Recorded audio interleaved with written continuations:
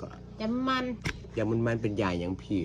เอามันก็ดีเนาะเอาไปกินกับแก่มันก็มาขั้นมาค่ายมันก็แก่หลายอย่างน่ะนั่งยังไงเนาะ โอ้โหยามุนมันนี่ว่าเตียง นิดหน่อยเอา10 บาท เอา10 บาท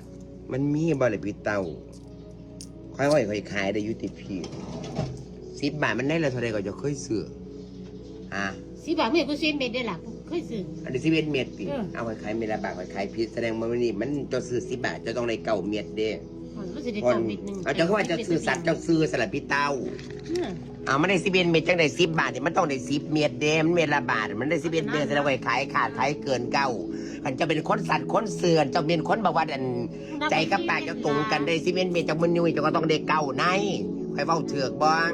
แสดงว่าฉันเอากาแฟบ่ได้แล้วก็ซอยบ่ได้แล้วก็เติมเงินก่อนมาสติด่าไม่อุ่นเกิน11 เม็ดบางสิมก็วางตันจัง4ตัวน้องเอือนมันบ่เมียนได้พี่เต้าที่ไม่ได้บอกว่าอันนั้น11 เม็ดคือเก่าบ่เมียนได้มันได้ละบาท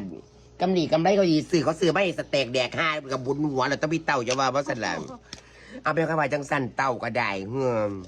ในเก่าไหนเด้อ